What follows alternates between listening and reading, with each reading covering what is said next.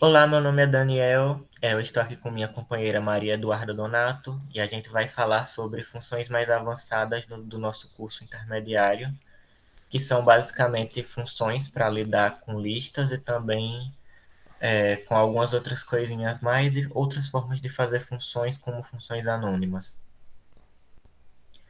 Então, a gente vai falar também de funções de ordem superior, também as principais que são funções já definidas no Python, que são map, filter, reduce, e também da função anônima lambda.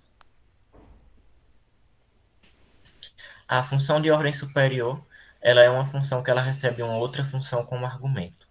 Então, vocês veem que ali tem, ou elas também podem retornar funções, mas vocês veem que ali tem uma lista de pessoas e tem, elas têm nome, gênero, salário, e, por exemplo, tem uma função ali filtrar, e ela recebe uma lista e uma função. E basicamente ela vai filtrar baseado no resultado da função. Então tem ali a função isHomem, que basicamente ela retorna verdadeiro quando o gênero do funcionário for homem. E tem a função ganha mais que 2.000, que ela retorna verdadeiro quando o salário da pessoa for mais de 2.000. E quando essas funções elas são passadas junto com a lista de pessoas para a função filtrar, elas retornam as pessoas que atendem aos requisitos dessas filtragens, ou seja, que essas funções retornem true, verdadeiro.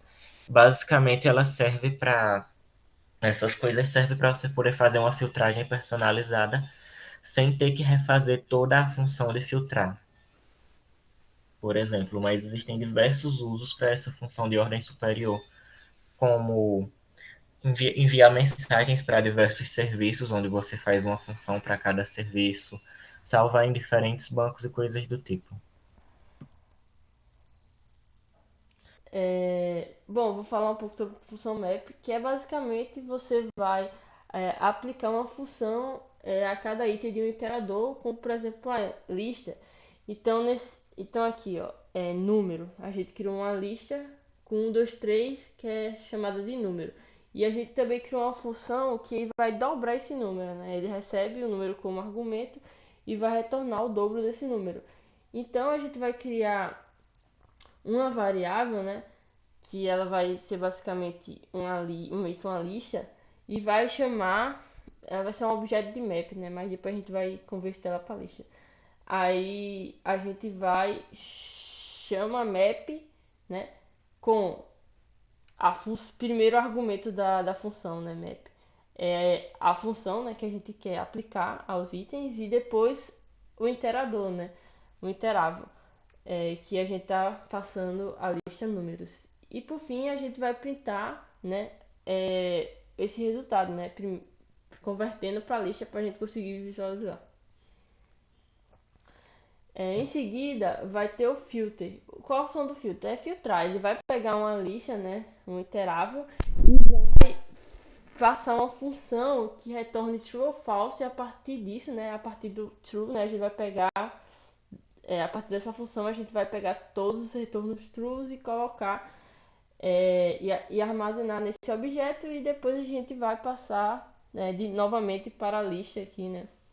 Para conseguir visualizar. Então, aqui a gente está passando uma lista, né? Com 2, 4, 6 e 7 e a gente está vendo se um número é par ou não. Se for par, né? Se for verdadeiro, ele vai ficar armazenando nesse pares aqui. E depois a gente só printou como lista.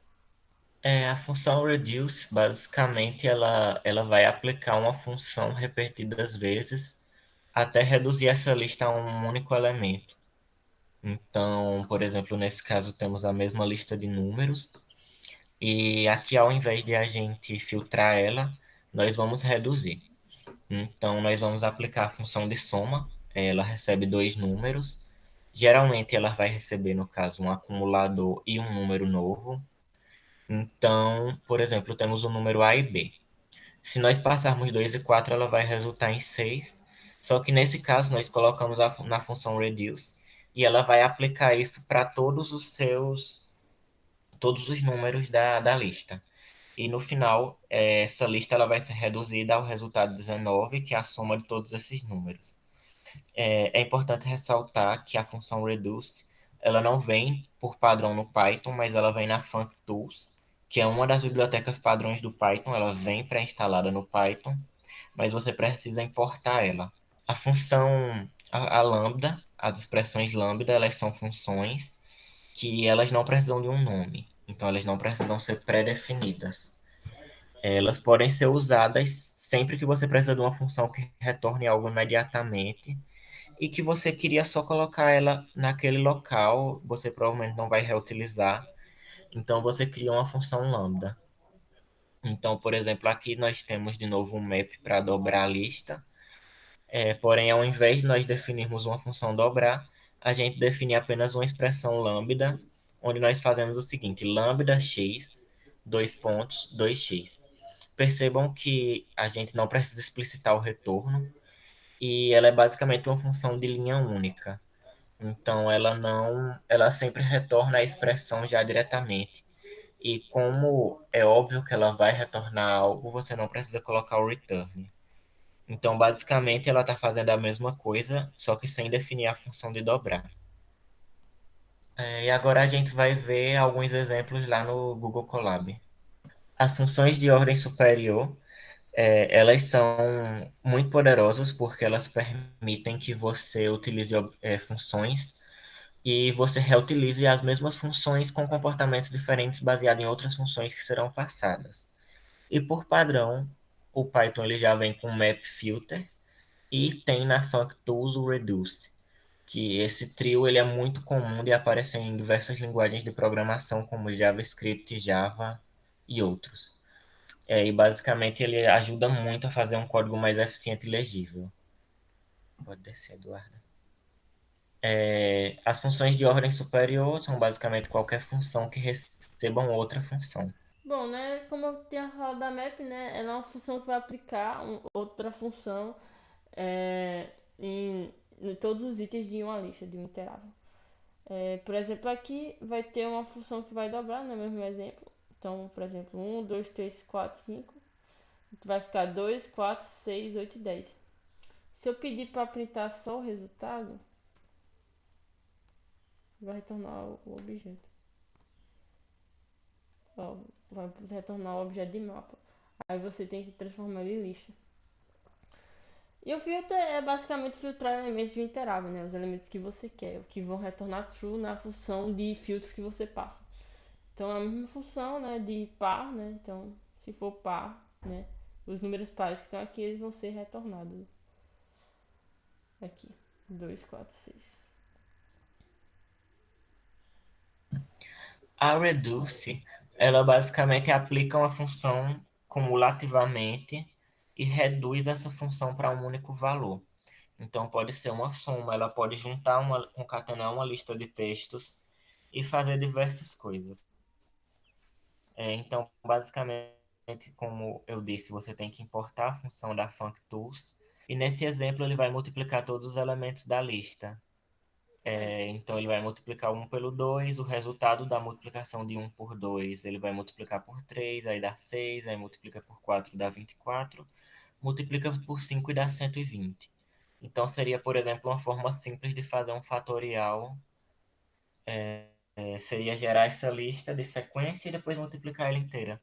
Mas o Reduce ele é muito útil quando nós queremos, por exemplo, filtrar se todos os elementos da lista são pares, ou checar se a lista ela atende certas condições e também reduzir ela a um único número.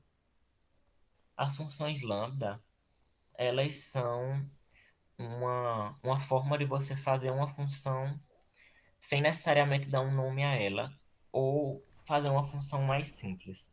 Ali, por exemplo, tem adicionar 10, que vai somar 10 em qualquer número, e, por exemplo, ele atribuiu a função lambda à variável, porém isso não é obrigatório. E ele pode utilizar essa variável como se fosse uma função. Então ele pode adicionar 10, chamar adicionar 10 e passar um número. Mas o uso mais comum para a função lambda não é dando um nome, e sim você aplicando ele, por exemplo, a uma função de primeira ordem. Nesse caso, ele quer filtrar os números pares, então ele vai basicamente pegar o lambda, de x porcentagem 2 igual a zero. Então, ele está basicamente checando se o resto da divisão é igual a zero, ou seja, se o número é par. Quando ele passa isso para o filter, ele está basicamente pegando os números que vão retornar true para essa condição, ou seja, resto da divisão por 2 ser zero. Então, ele vai pegar apenas os números pares. É bastante interessante, né, usar o lambda, né? Porque, por exemplo, você vai usar o filter tipo poucas vezes e o lambda é basicamente feito para isso, né? Para não fazer um def lá, que é uma função que você vai usar bem pouco.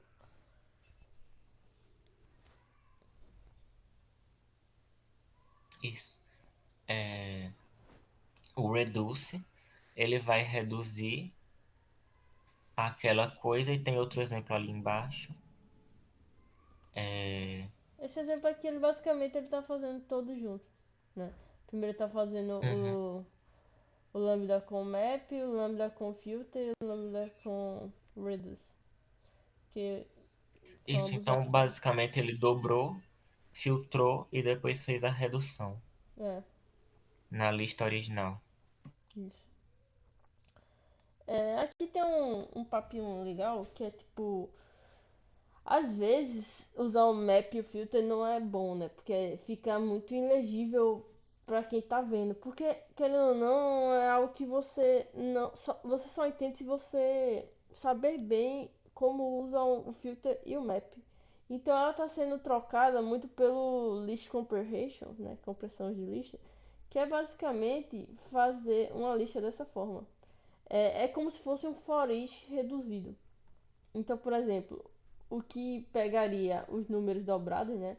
Mapearia, né? Pegaria só os números, aplicaria, né? Na verdade, um número vezes 2. Você consegue fazer isso em toda a lista. Ó, a sintaxe é a seguinte, né? Isso daqui é um for each. Então, for x em números. Então, tá passando de cada número da lista de números, você vai aplicar essa expressão aqui, x vezes 2. Então, em cada item da lista, você vai aplicar essa expressãozinha aqui. Então, aqui tem um exemplo, né? Utilizando o map, né? E o lambda. E aqui tem um exemplo usando list comprehension, né? Compressão de lista. Então, isso daqui é muito mais legível para alguém, principalmente que é novato, do que uma parada gigantesca como essa, com list, map, lambda, que não tem nenhuma definição, não tem nada mostrando o que faz.